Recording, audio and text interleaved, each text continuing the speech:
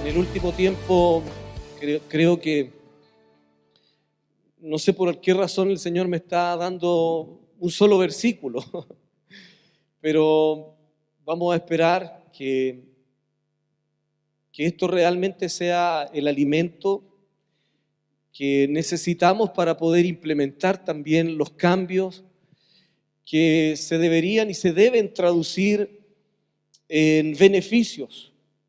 ¿Cuántos creen que obedecer a los mandamientos del Señor es bueno? ¿Por qué cree eso?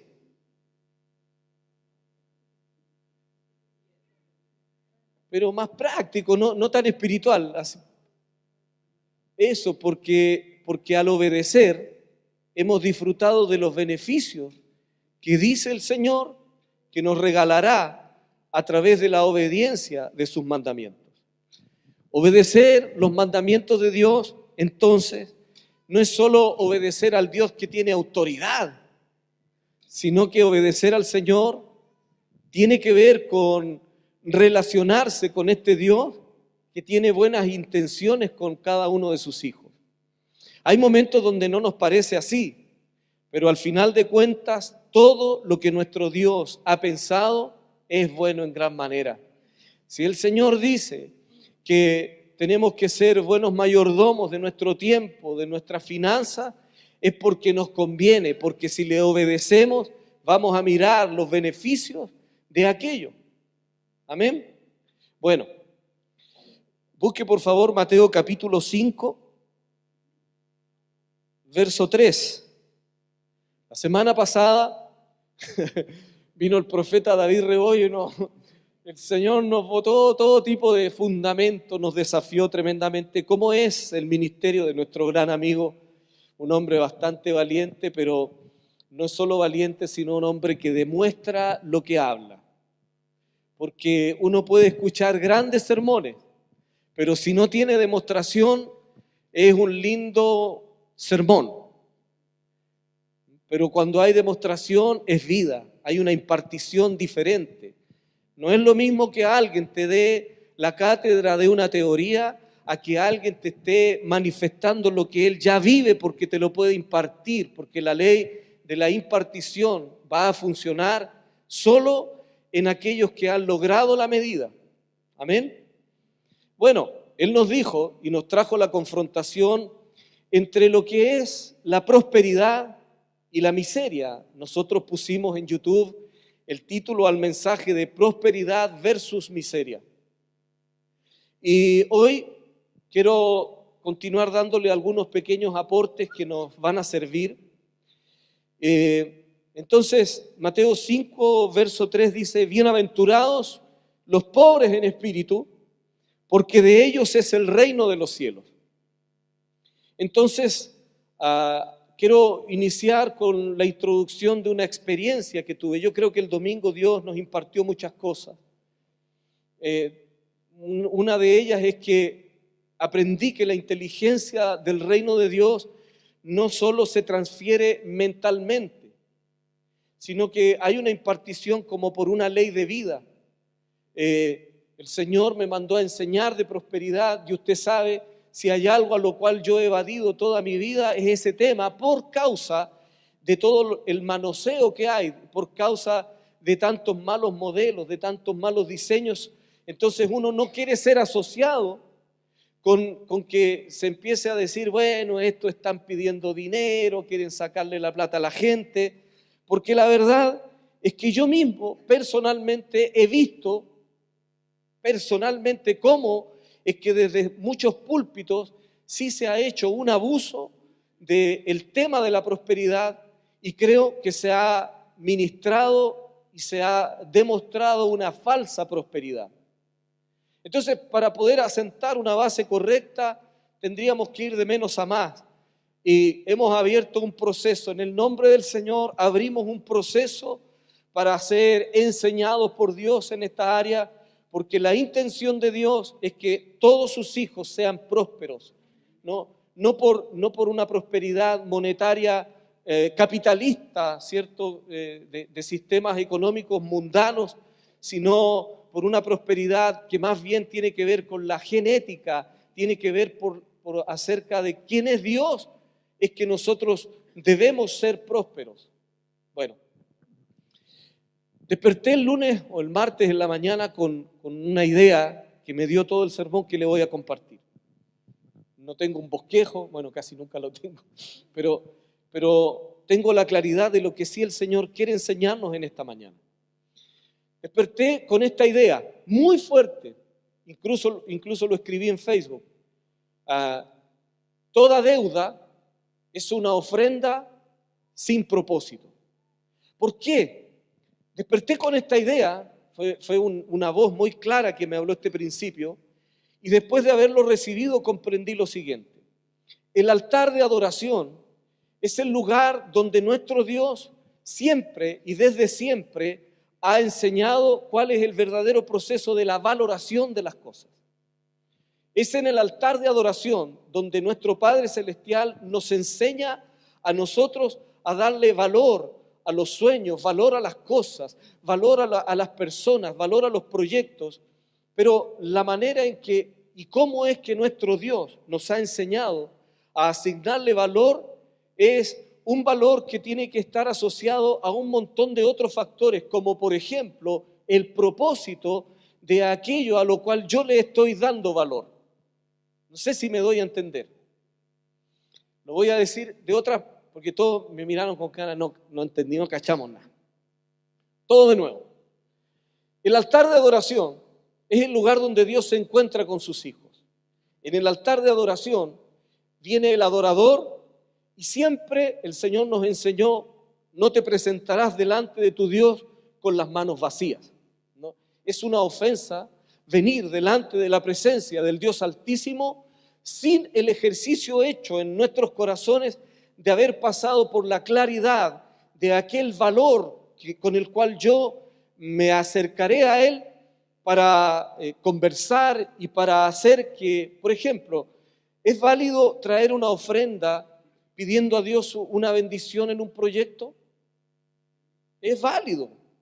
De hecho, lo que no es válido es pedirle a Dios que te bendiga sin ofrecerle nada. No es que Él sea un genio, ¿eh? No es que yo le froto la lámpara, ¿cierto? Y aparece la bendición. No, es un Dios muy personal. Dios es amor. Dios es un Dios muy padre. Él tiene hijos, Él no tiene servidores, Él no tiene sirvientes. Él te llamó a ser su hijo. Aleluya por eso. Los hijos tienen herencia, los hijos tienen propósito, los hijos tienen corrección, los hijos tienen destino. Amén. El asunto es que cuando todo en el principio creó Dios los cielos y la tierra, como dice Génesis 1:1, antes de que la corrupción se hubiera manifestado, este sistema de adoración era el gran regulador de todo lo que el adorador tendría que asignarle valor y entregarlo al Señor para que a su vez el Señor devolviera su bendición. El problema es que cuando entró el pecado, se levantó un sistema paralelo, un falso altar, y el falso altar nos trae la distorsión de lo que es esta relacionalidad propuesta por Dios para que a través de la adoración nosotros seamos bendecidos. Cuando usted y yo adoramos a Dios, no es Dios más grande porque tú y yo lo adoramos, pero sí es más grande la revelación en nosotros cada vez que Él nos muestra una de sus verdades, cada vez que nosotros obedecemos alguna de sus verdades, cada vez que yo le dije al Señor, Señor, esto es importante para mí, por eso vengo delante de tu presencia con esto que tiene un valor importante. Yo le di ese valor, para mí es importante, entonces Dios te va a devolver desde la perspectiva de Él lo que es importante para Él. Para Él es importante bendecirte. Créeme que sí, pero tenemos que hablar en el idioma correcto. El falso altar nos hizo perder el valor de las cosas y le puso un precio y le puso un valor cuantitativo que hoy día se expresa en dólares, en monedas, en pesos. Entonces ya no estamos hablando de lo mismo a lo cual Dios le asignó el valor de, primero que todo, tener una relación con Él fluida. Entonces, como dije al comienzo, toda deuda es una ofrenda sin propósito, porque los que estamos endeudados, ¿hay alguien endeudado aquí? Ya, los que no levantaron la mano, hermano, o ustedes tienen que enseñarnos grandes ministraciones, o tienen que pedir perdón al Señor por no ser honestos. Aleluya, y me consta, y es verdad, hermano. Yo puedo decir que ella sí tiene autoridad para hablar de eso, y es verdad, no tiene deudas. Aleluya, por eso. El asunto es, cuando nosotros tenemos deudas, alguien nos embaucó en un falso altar. Adoramos lo incorrecto. Le dimos valor y asignamos un valor a algo que en realidad no tenía trascendencia, no tenía un sentido de propósito, nunca emanó del pueblo, del corazón de Dios para su pueblo, sino que emanó de una propuesta que se disfraza de bendición, pero es una mentira. ¿Se recuerdan ustedes Babel? ¿Cuál es la motivación del altar sucedáneo del que quiere suplantar el altar de adoración a Dios? Babel, erigido y levantado por Nimrod, un híbrido, ¿cierto? Un híbrido que es el primer violento contra el Señor, dice la Escritura, y que ¿cuál es la propuesta que tiene? Él es bastante demagógico, es bien demagogo Nimrod. Nimrod quiere y captura la atención de la humanidad entera y propone, no dependamos de este altar del Señor, hagamos otro altar. Y en este altar nosotros ponemos las reglas del juego. Nosotros vamos a decir, nos vamos a hacer de un nombre. En este altar la persona más importante es el hombre y cambiará entonces el sentido de destino y propósito inmediatamente, porque la mayoría de las veces he descubierto cuando nos endeudamos es porque no quisimos pagar el precio de esperar la bendición del Señor, sino que accedimos a esa ley del mínimo esfuerzo en donde está sustentada la adoración babilónica, está sustentada en el ego del hombre. Apunta al yoísmo, apunta a la persona que no quiere demostrar o quiere demostrar lo contrario a lo que es realmente su vida. ¿Ha visto usted a alguna persona? Bueno, lo voy a decir de otra manera. El Señor habló conmigo personalmente algunas cosas. No tenemos reparo en decir aquello, ¿verdad? Para muchos décadas atrás esto era una esquizofrenia, pero esta locura la vivimos sin problema. Dios habla. Ahora, que el hombre esté sordo es otro problema, pero Dios habla. Y esto que habló el Señor conmigo me habló con unas preguntas. Y una de las preguntas que me hizo acerca de la pobreza o la miseria es esta. ¿Por qué será, hijo mío, que el hombre pobre o que vive en ruina y miseria esconde la ruina y la miseria? ¿Por qué el hombre esconde reconocer que es pobre? Por vergüenza. Sencillamente porque es vergonzoso decir soy pobre. Entonces, en esa debilidad del hombre, ¿cierto?, que está en esa necesidad, en ese tiempo de apremio, aparece la propuesta de este falso altar babilónico que le dice, ¡ching!, tarjeta de crédito, préstamo, tú podrías vestirte como si fueras un próspero, tú podrías disfrazarte de próspero, yo te pago el disfraz de prosperidad y ahí te presto, gasta lo que no tienes, yo te voy a sembrar una idea equivocada. Ahí administra un dinero fácil, con la ley del mínimo esfuerzo, administra el dinero que no te has ganado, administra el dinero, administra el recurso que no ha sido la provisión de tu Dios, que debería provenir del altar, de la comunicación, de la relación, de la adoración que le has dado, y confórmate con esto que es mucho más fácil, camino fácil y respuestas fáciles. Hoy día los eslogan de este tipo de adoración babilónica, ¿cierto?, es lo que eres, lo tienes. Es decir, no trabajes, no te esfuerces, no esperes que Dios te dé la bendición. No la necesitas, tú no necesitas la bendición de Dios. El Dios que pensó en tu prosperidad y en la mía. El Dios que sabe que prosperidad no es solo dólares o pesos. El Señor que sabe que es mucho más que alguien. Yo le preguntaba y en las células comenzamos este proceso inmediatamente.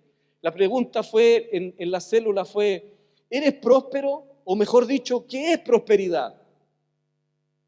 Y aquí es donde vamos a tener que dividir algunas sustancias nosotros, porque estamos muy contaminados de la falsa doctrina de la prosperidad. Entonces preguntamos, ¿qué es prosperidad? Y casi la mayoría de nosotros contestó, lamentablemente muy influido por el altar babilónico. La mayoría dijo, ser próspero es tener. Es algo externo a ellos. Ser próspero es tener. ¿Tener qué? ¿Cosas? Ser próspero es tener dinero. Ser próspero es tener chequera. Ser próspero, ¿qué es ser próspero? Porque la palabra del Señor nos enseña, hijo mío, yo quiero que tú seas próspero en todas las áreas, así como prospera tu alma, porque lamentablemente por mucho tiempo la iglesia solo le ha ministrado al alma de la gente. No, usted tiene que tener un alma próspera, es decir, usted tiene que ser una persona contenta, usted tiene que ser una persona feliz, dichosa, ¿verdad? Pero en realidad, esta es la pregunta. Parece que no le hemos dado una correcta vuelta a este asunto y lo que estamos manejando como concepto familiar, personal, congregacional, nacional, es que ser próspero es tener la propuesta babilónica. Alguien próspero no es uno que hoy día puede ir al banco y decir voy a salir con una deuda de 20 millones de pesos. Pero sí se puede disfrazar de próspero. La vergüenza ha hecho que la gente acceda con la ley del mínimo esfuerzo a esa solución rápida que es la que el diablo siempre plantea, es sáltate el proceso. La Biblia nos enseña de manera sumamente bien detallada a través de la creación misma cómo se prospera. Dice el Señor da semillas al que siembra. O sea, hay una mayordomía que el hombre tiene que darle a su prosperidad. Si nosotros le dijéramos, párese ahora y vamos, y está bien, y vamos a cambiar también un paradigma, porque sí, dando al Señor y en el contexto correcto, sí Dios prospera, amén, habla, pero sería una mentira hacerle creer a usted que en 10 minutos va a solucionar la vida que no ha logrado ser un buen mayordomo en 20 años. Semillas al que siembra. Entonces, para poder prosperar hay que sembrar la semilla. Y sembrar en términos de agricultura involucra un trabajo. Hay que capturar los tiempos correctos, hay que ver en qué tierra, cómo preparo la tierra, si tiene los nutrientes suficientes. Y aunque no sé cuántos han hecho el ejercicio, yo he hecho el ejercicio de plantar. Una de las primeras cosas es que me gustaría ver inmediatamente el fruto. Pero este principio, mira cómo Dios nos habla desde su creación, es desde lo más pequeño a un proceso que desarrolla hasta que las semillas pequeñas e insignificantes se hacen fruto para que den más semillas. Bienaventurados entonces, dice, los pobres en espíritu. Entonces hay una pobreza que deberíamos replantearnos. Una persona pobre en el espíritu, pobre en espíritu, va a reconocer que su Dios, este mundo es una réplica, y lamentablemente muy mala, del verdadero mundo espiritual, de la realidad de Dios. Una persona pobre en espíritu, la palabra del Señor lo hace bienaventurado, dice, porque de ellos es el gobierno del reino, el reino de los cielos, es de los pobres espirituales. ¿Por qué? Ellos siempre van a estar delante de la presencia de su Dios con una actitud humilde delante del Señor, reconociendo que Él es el dador de todas las cosas, reconociendo que Él es el dador de la vida, que Él es el que da la semilla, es aquel con el cual tú te vas a encontrar en el altar de adoración desde la condición que te corresponde. Señor, soy pobre, pero tú eres rico. Aleluya. Entonces el valor con el cual yo vengo es con la actitud correcta para que el Señor hable con nosotros. Muchas veces, dice el verso aquí, porque de ellos es el reino de los cielos, el gobierno de los cielos, la vida del reino de Dios, la vida en cómo Dios manifiesta su autoridad, es con las personas que son pobres en espíritu porque reconocen la necesidad de su Dios. Quiero decirle que algunos de ustedes, yo los conozco hace muchos años, son sumamente trabajadores, pero son muy, muy ricos espiritualmente, entonces no prosperan porque nunca dependen de Dios. Ser trabajólico no es señal realmente de ser un hombre próspero. Eso más bien me dice que es un hombre que todavía tiene que ser bien quebrantado por Dios, porque este es un principio que no está en las Escrituras, pero hay un libro muy famoso del cual hacíamos mención hoy día conversando con Cote. No sé si han leído ese libro, se llama Padre Rico, Padre Pobre. Y habla un tipo que él habla del éxito que ha logrado, entre comillas. Y hay un principio que él enseña allí, hace una pregunta. ¿Cómo podríamos medir la riqueza? Esto es en Babel, no es en Sion. Pero en Babel dicen, la riqueza la podemos medir así, por cuántos días puedo dejar de trabajar sin tener necesidad de trabajar o vivir. Bueno, vamos a rebajarnos un poco. ¿Cuántos de nosotros podríamos decir, no, yo este mes no voy a trabajar?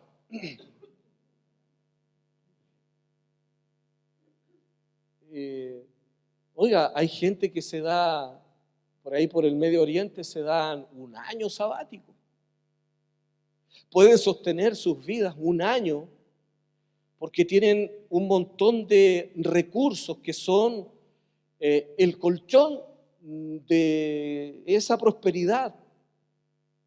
Prosperidad y mayordomía son amigos muy, muy inseparables, amados.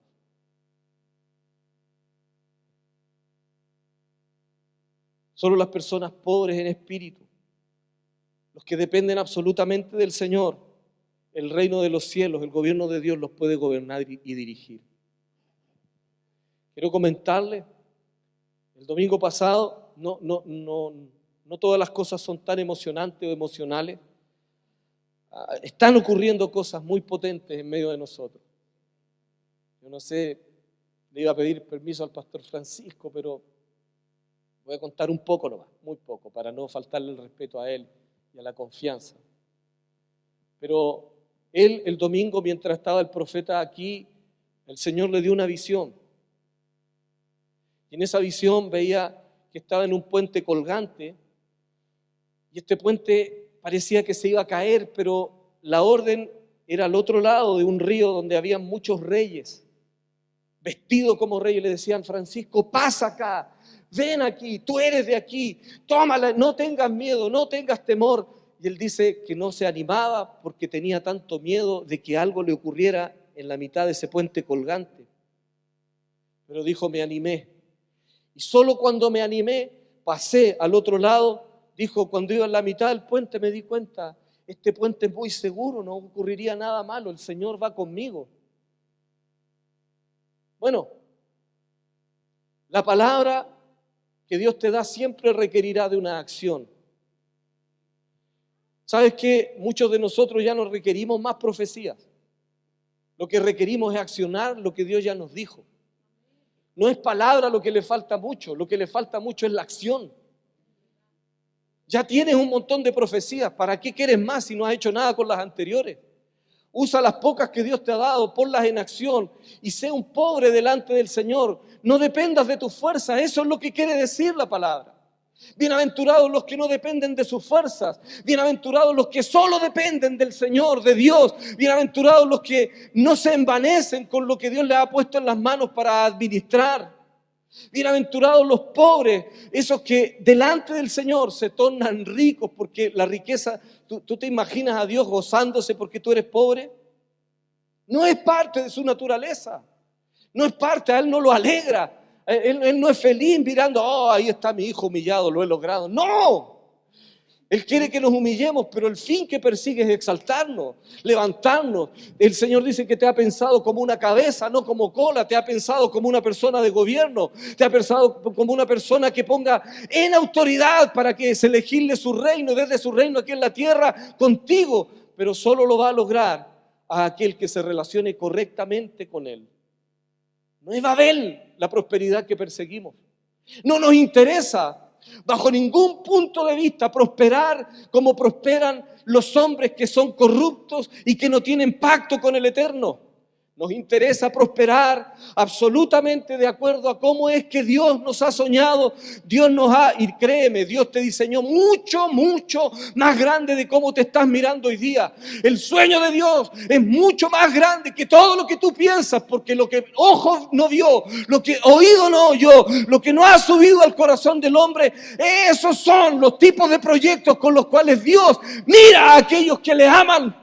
Aleluya por eso. Dios te está mirando desde otra perspectiva, pero vamos a empezar a ser limpiados en estos meses, años, en este proceso que continúa, porque no podríamos prosperar sanamente si no sale un montón de cizaña, que son un montón de contaminaciones con las cuales miramos la realidad torcida. Amado, un día estaba en Brasil, en la escuela de negocio, alcancé a estar un día con David Rebollo. Y él habló de principios sencillos de finanzas. Y nos preguntó, ¿cuántos andan con su propia ropa? Dice, todo el mundo anda con su propia ropa. Él dijo, no. ¿Cuántos andan con sus propios zapatos? Y yo miré, estos son mis zapatos. Dijo, no, pero espéreme. Si lo estás pagando a crédito, ¿cierto? No son tuyos hasta que tú lo hayas pagado completo. Por mientras son de las tarjetas de crédito, son del sistema de las apariencias que te propone, oculta tu pobreza. Oculta tu pobreza. Ahí es donde está sustentado el ego, ¿cierto? Oculta, disfrázate de próspero. ¿Ha visto? Bueno, para no dar nombres, pero hay ministerios que se fueron al lado de esa prosperidad babilónica. Entonces llegan la gente a ministrar porque ellos son proféticos, ¿ves? Entonces llegan a ministrar con unos zapatos puntudos, así como trajes italianos, corbatas carísimas, pero en la casa están sentados en un cajón de tomate, hermano, mirando un plasma que les costó 500 lucas y por eso no se pueden comprar la silla de la casa. Esa falsa prosperidad no la queremos, no nos interesa. Queremos prosperar de la mano, de la intimidad con nuestro Dios, ser pobres en espíritu para que Él nos diga, pero hay algo que no podrá cambiar jamás, es a lo que le asignamos valor nosotros. Ese es un principio del reino de Dios. Si tú y yo no nos podemos presentar delante del Señor con las manos vacías, significa que entendemos cuál es el verdadero modelo. Dios es el alto y sublime, yo soy pequeño, pero Él me ama. Aleluya. ¿Cierto? Pero yo no puedo venir delante del Rey de Reyes y decirle, Señor, tú eres grande en extremo, dame a aquello a lo cual yo le asigné un valor, y Dios te dice, ni un problema, pero ¿a qué le asignaste tu valor para mí? Un verdadero adorador se torna en una persona muy empática. Aprende a dar a Dios lo que Él quiere recibir, no lo que Él quiere darle. Y ese principio te puede salvar hasta el matrimonio. Cuando tenemos reuniones de matrimonio, yo me doy cuenta, el hombre adorador, la mujer adoradora se torna tan empática, aprende a descubrir por este modelamiento en el altar del Señor, a descubrir qué es lo que realmente le gusta a su esposo, o en el caso del hombre, qué le gusta a la esposa. Pero el que no tiene esta intimidad con Dios, solo está preocupado de sí mismo. Y eso se traduce en toda la relación que tiene con los demás, con su esposa, con sus hijos. Pero un adorador sabe descubrir lo que quiere el otro. Si aprendes a descubrir lo que Dios quiere, esa sensibilidad te va a regalar también la manera de descubrir lo que los demás esperan de ti.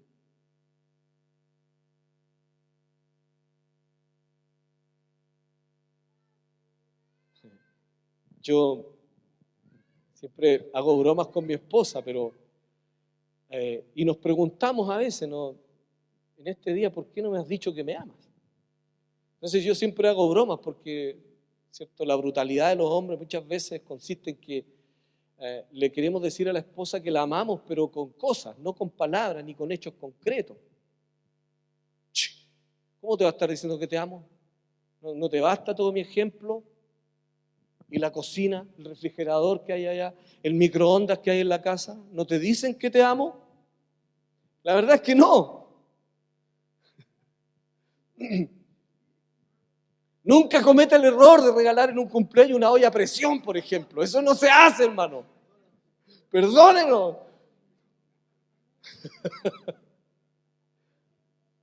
Y aunque parezca risible, cuando cometemos ese tipo de errores, a mí me demuestra a todas luces.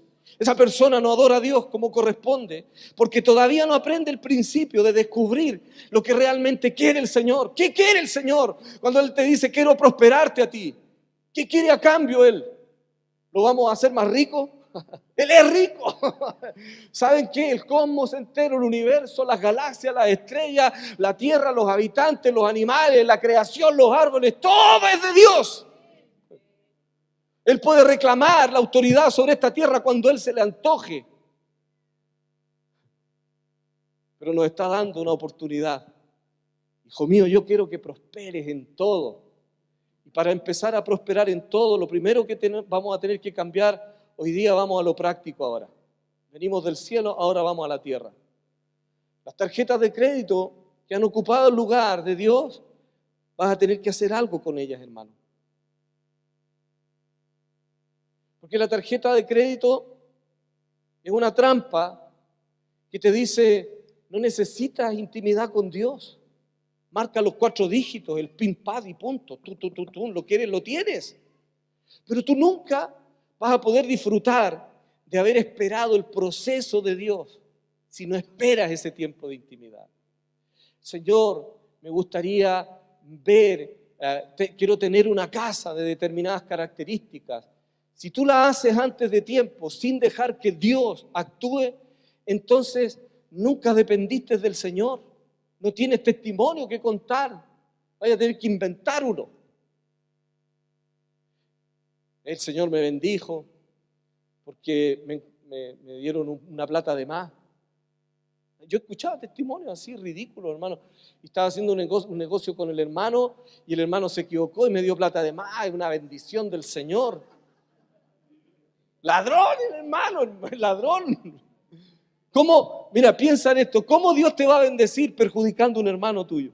No puede ser. Es una contradicción. Entonces ahora, y para terminar, ¿qué es ser próspero? ¿O qué es la prosperidad? La prosperidad es una condición de vida. Ser próspero es una identidad. Me gusta mucho el testimonio de una mujer que no es cristiana, pero siempre me marcó su ejemplo. Ella fue la que hizo los primeros zapatos, carteras y artículos de cuero con cuero de salmón en Coyhaique. Emprendedora y con mucha innovación, descubrió que en esos años, hoy día ya está muy masificado, pero ella fue la precursora, descubrió que la piel del salmón la botaban. Y en el momento del auge del salmón decía, no puede ser que algo tan voluminoso se pierda de esta manera, voy a ver si lo puedo trabajar y hacer un cuero, hasta que descubrió que hizo un excepcional cuero de salmón, pero para poder echar a andar su empresa tuvo que vender hasta Super 8 en las micros. Pero cada vez que le preguntaron cómo se definía, eso es importante. Le preguntaban, ¿quién eres tú? ¿Eres una vendedora de dulces de las micros? No, ella decía, yo estoy vendiendo dulces en las micros, pero soy una empresaria. Entonces no depende tu definición. Tú no puedes dejar que te defina la condición en la cual estás hoy día. Tú no puedes aceptar, si hoy día estás pasando por dificultades, si tienes apremios económicos, no digas que eres pobre, dice el Señor en su palabra, diga el pobre, rico soy. Pero una vez que declare aquello, póngase a trabajar en salir del sistema de Babel. Porque no te va a poder prosperar Dios si tú tienes un montón de deudas que son pecado. El pecado de no depender de Dios, el pecado de no priorizar a Dios, el pecado de no dejar a Dios en primer lugar, el pecado de pensar y hacer creer que el sistema del mundo es superior a Dios, al César, lo que es del César, los impuestos de ese Dios los puede pagar con creces y aún así dejar que tú vivas cómodamente. Lo demostró el Señor en su palabra. No necesitamos ser ladrones como el sistema para ser prósperos. La mayoría de las veces donde está estancado el pueblo de Dios es en realidad en la mezcla que tiene, en el híbrido que se ha transformado, porque ora a Dios para que lo prospere, pero vive como un corrupto. Robar al Señor, no pagando diezmos, no dando ofrendas. Robarle al César, no pagando los impuestos. Eso quiere decir que no dependes de Dios. Aprender a vivir como Dios dice es desafiante. La prosperidad entonces tiene un costo, la de Dios. La otra no. Bueno, es peor, te cobran los intereses. Después que ya te tienen atrapado en todos los aspectos, te empiezan a embargar la casa, ¿cierto?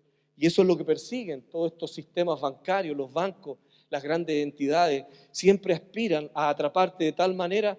No te llegan de repente esos avisos comerciales. Hemos investigado usted, qué sé yo, le preaprobamos un préstamo por 5, 10, 20 millones de pesos. Y ellos saben que tú no los puedes pagar. Pero si aceptas esa transacción, te atraparon.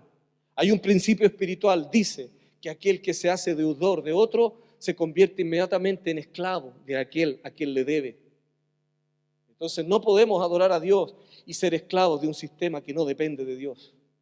Si quieres adorar al Señor y ser una persona próspera, como Él lo está manifestando, tu gran labor desde ahora en adelante será empezar a ordenar tu vida financiera. Eso también es adoración. Aleluya, no es solo, oh Dios, qué glorioso eres, disfruto tu presencia, sino que después de estar lleno de la presencia del Señor, hay que llegar a sacar cuentas con la esposa, hacer la contabilidad y decir, esta es nuestra realidad, no podemos gastar lo que no tenemos, hasta que Dios nos diga cuándo es momento. Porque si viviéramos como estamos viviendo hoy día, lamentablemente, dándole curso a todos nuestros caprichos, es que nunca ahorramos. Y las tiendas están hechas para atraparte, ¿verdad? ¿Por qué tenían que hacer esos zapatos? ¿Por qué vi esas zapatillas? ¿Por qué? ¿Por qué esa chaqueta que está tan... ¿Por qué mejor no lo hubiera visto? Pero yo sé que ya existe, que está ahí, que me la puedo comprar en cualquier momento. Pero créeme, aquí es donde los principios del reino tienen que cobrar vida en nosotros. Dice el Señor en su palabra que el reino de Dios no consiste ni en comida ni en bebida, sino en gozo, justicia, dice, y paz en el Espíritu Santo. Claro, muchos han dicho, bueno, yo hablo en lenguas, profetizo, no necesito nada más. No, no sea así, hermano. Necesita más. Dios quiere darle más. Lo que le estoy diciendo es que, y lo que me estoy diciendo, estoy aquí ministrándonos a todos nosotros juntos, es que tenemos que hacer un altar de adoración ahora en nuestras finanzas. Cada uno dé según haya prosperado. Entonces, prosperidad es aquello que tú disfrutas libre de tu siembra, libre de tus impuestos. Prosperidad es aquel excedente con el cual tú ya pagaste todas tus responsabilidades y aún te queda, esa es tu prosperidad. Pero estamos tan distorsionados a veces. Hermano, vamos a adorar al Señor, el Dios omnipotente, soberano, creador de todo lo que existe. Aleluya, aleluya, aleluya. 2 luquitas de ofrenda para el Rey de Reyes y Señor de Señores. Aleluya. Pero se gastaron 10 en la comida de anoche. Y eso es prosperidad, ¿no?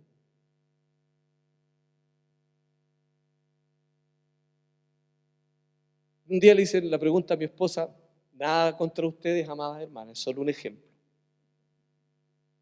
Está bien, tienen que preocuparse de sí misma, está bien. Pero yo le pregunté en promedio, amor, ¿cuánto se gasta una persona, una mujer en un corte de pelo, en teñirse el pelo?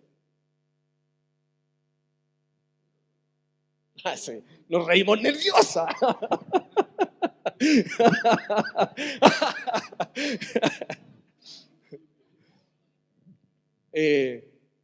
¿Cuánto mínimo?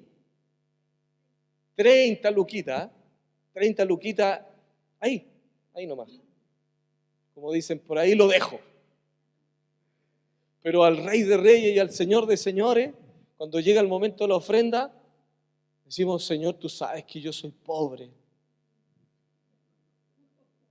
No, lo que pasa, eres una persona que necesita hacer algunos cambios de prioridades. No estoy diciendo, por favor, aquí es donde vienen las malas conclusiones, yo me pongo la vacuna. No estoy diciendo que no se arreglen, amadas hermanas. Sobre todo, sus esposos se enojarían conmigo y tendrían razón. Solo que tenemos que empezar a sacar cuentas honestas. Porque en realidad, aquí cuando estamos con el Señor, si Jesús miraba las ofrendas, quiero decirte que todavía lo hace. Y a algunos les molesta, pero Él dice que Él, para poder ver a la viuda que lo dio todo, se fijó. El apóstol Norman Parrish, no sé si lo conocen, un viejito de Guatemala, ministrando la ofrenda, dijo, si Jesús lo hizo, yo también lo voy a hacer, venga a ofrendar. Y lo miraba, ¿usted va a dar eso? Autoridad que te dan los años nomás. A veces me dan ganas de hacerlo, pero...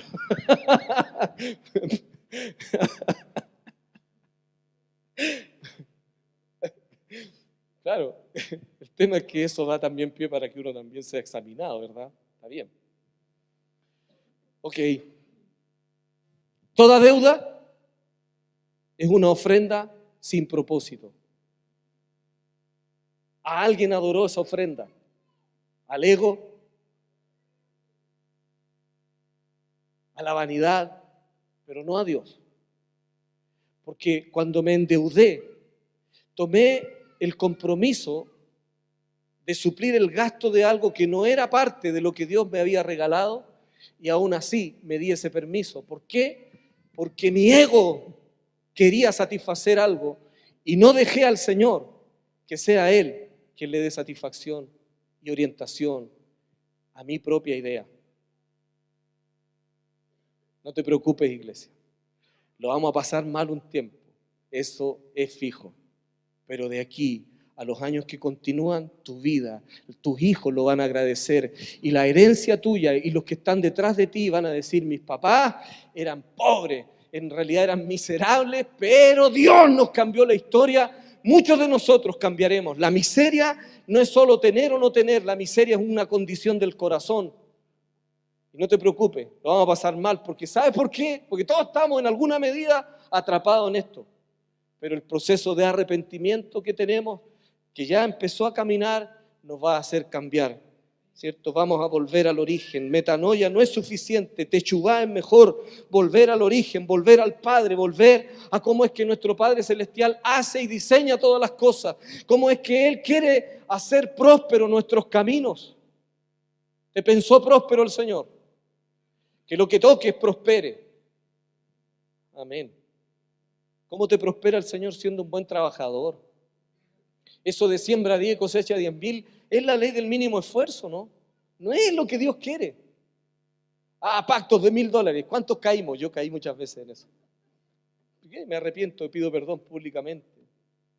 Porque ¿quién no se quiere saltar un proceso de vida? Pero el altar de adoración es un tema permanente con Dios. Amén. Hoy día ofrendé, aleluya. Pero los frutos no los voy a ver de inmediato. Tranquilo. A su tiempo. Y créame que en el tiempo de Él, según el modelo de Él, según el diseño de Él, usted lo va a disfrutar. Porque si hay algo de lo cual podemos estar seguros, es que Dios sí pensó en su felicidad.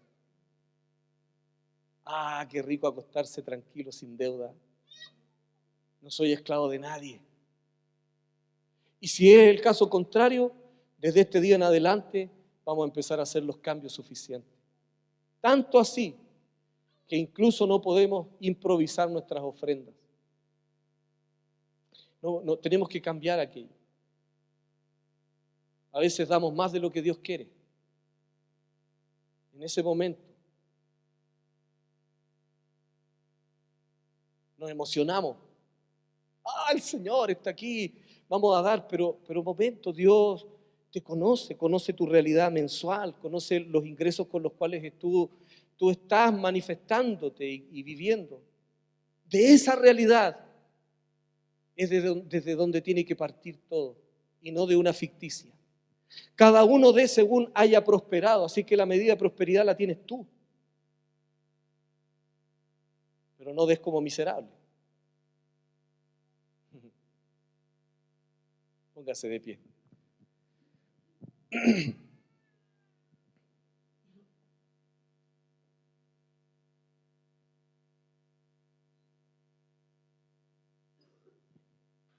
En octubre va a estar el profeta David Rebollo con nosotros. Va a estar 3 o 4 días en una escuela de finanzas.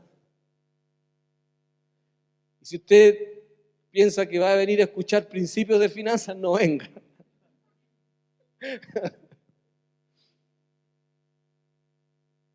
Hay una labor pastoral que no hemos hecho, pero en la medida que la desarrollemos con más familiaridad, con tanta confianza, es que podamos realmente orientar a la gente en cómo están distribuyendo sus ganancias. Solo como último comentario ya, y nos vamos a la casa, pero hay personas, familias, que cuando tú evalúas lo que gastan en el mes, a veces es verdad, no se compran ropa, no se compran zapatos, no buscan el lujo de esa naturaleza, pero se gastan más de la mitad o sobrepasado más allá de la mitad de su dinero en comida. Y el vientre y las comidas tienen que tener un límite. Hermano, porque de paso está el futuro de tus hijos ahí, o sea, no es algo tan inocente como decir, no, es que nosotros lo vamos a pasar bien. Se gasta a veces el dinero que no se debe gastar en deleites personales. Y la prosperidad que maneja es la que debería satisfacer esos deleites personales.